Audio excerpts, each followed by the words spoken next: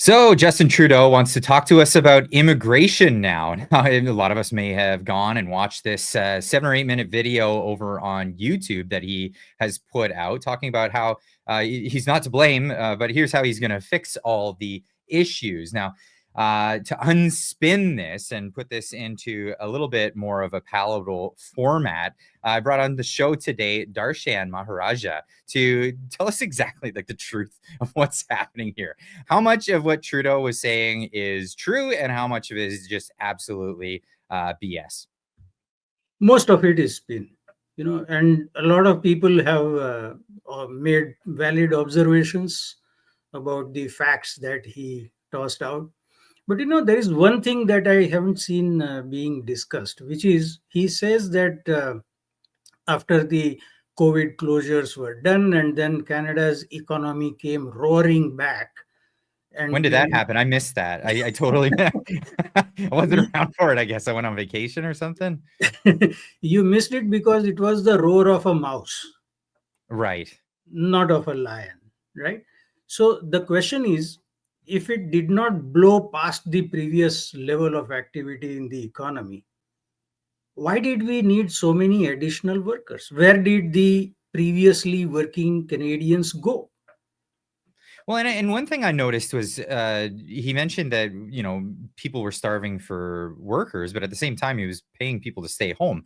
I would screen this at my screen. You're paying people to stay home. Of course, there's going to be a shortage of workers until you stop paying them. And now people, okay, we're seeing immigrants that are here that are they're not able to find jobs. That's a problem. Exactly. And there is another fundamental question that I have not seen being asked except by yours truly, which is that if it was too dangerous during COVID times for Canadians to work, how moral or ethical it was it to bring people from abroad to do the same work, which was going to put Canadians at risk of death? Well, I hadn't even considered that. Yeah, that is unethical. Absolutely. At the end of the day, if Canadians can't go to work because it's unsafe, why would you bring people from across the planet to go and Can you work call at them these racist? Yeah, right. Holy cow. So now you've written an article and it's I'll pop this up on the screen here.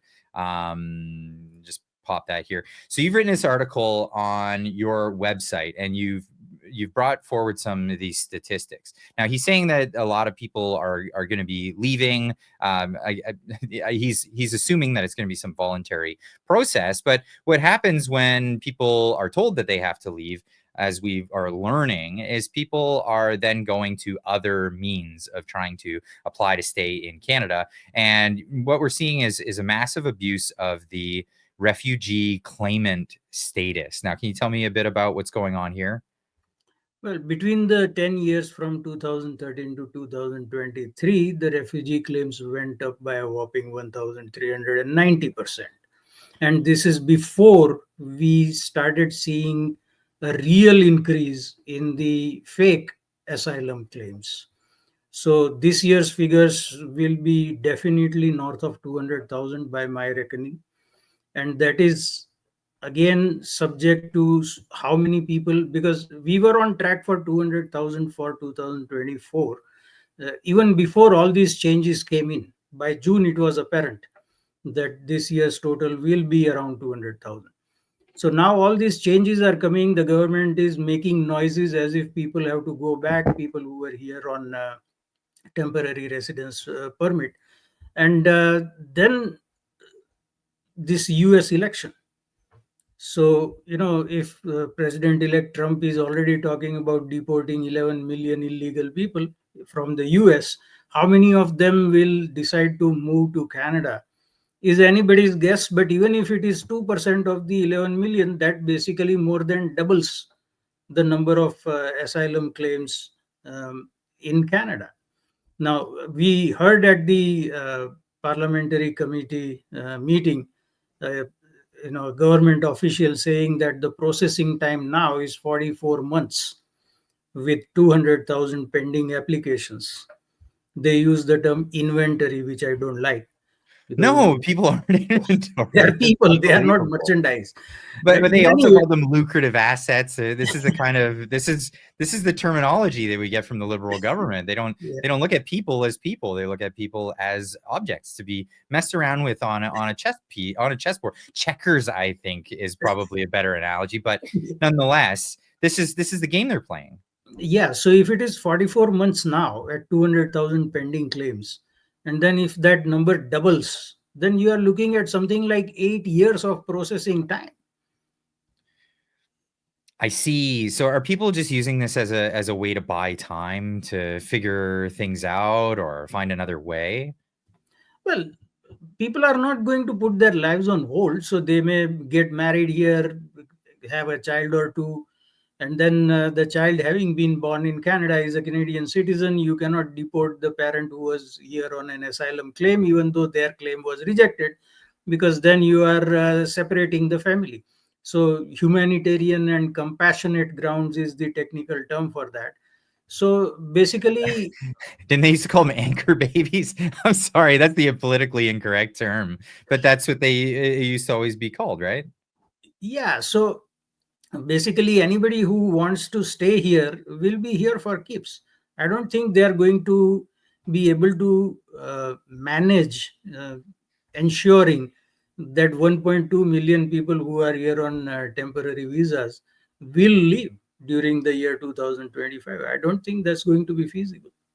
That's terrifying. That's absolutely terrifying. Now, Trudeau is saying that he's putting forward numbers that are going to be more reasonable. Now, on further inspection, it doesn't look like they're going to be reasonable in any way, shape, or form. Yes, they may be lower numbers than what he's projected previously, but it seems like we've got another situation. We got to hear from the Better Dwelling saying Canada expects 1.2 million residents to leave next year. Refugee claims soar, but later in the article, he talks about the fact that the population increase, they're pulling back only like so much of a percentage on, so say they had 150% increase since 2021 and they're only pulling back a tiny fraction of that, then it's still an increase.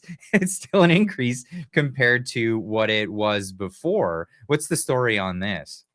See, even on permanent residency visas, they have pulled back their target from something like 485,000 to 395,000 or thereabouts, which is still higher than what we had in 2019. So, that reduction, while it will not create as many problems as um, the previous target would have, but even then, this is far too many for the Canadian systems to hold up under the stress. How are we going to ensure that everybody has a place to live? We already know what kind of a severe crisis there is. Healthcare is in crisis.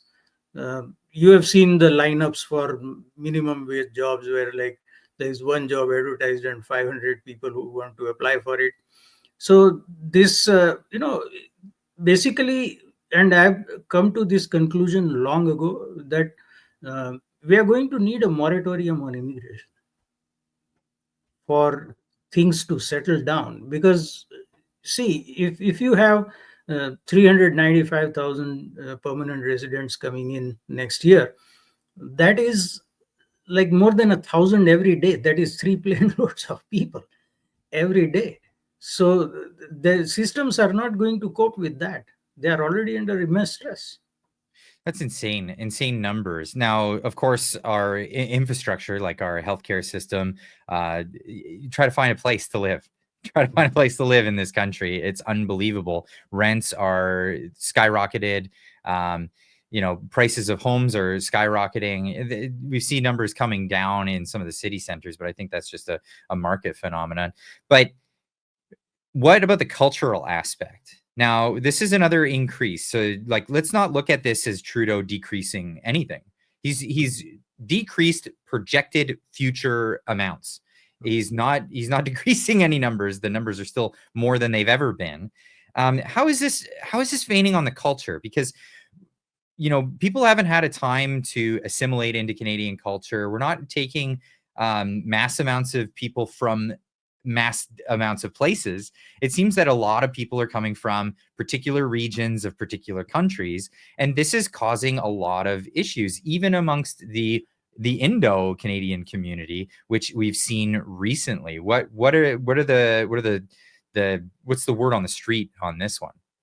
The only people who are unhappy with these so-called reductions are the people who are either in the immigration industry or somehow benefiting from the influx of a large amount of people, including people who are renting out their investment property to 20 tenants, the slumlords and the real estate agents and people like those. They are maybe the only ones who are unhappy with these reductions.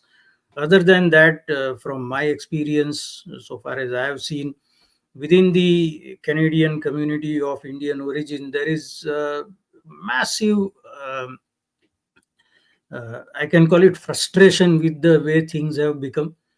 Because, see, if I give you my own example, I came here to live in a Western country. Mhm. Otherwise, I was happy in UAE. It's a pretty modern place. I mean, when you name Middle East, Canadians have a particular perception of that. But the UAE is vastly different from all the other countries in the region. So, life would have been at least as comfortable, if not more, if I had stayed there. But I wanted to live in a Western country where there are certain things that I value and cherish. But if that is getting replaced in the space of maybe 5 years or 10 years, then I wonder what I've got in the bargain.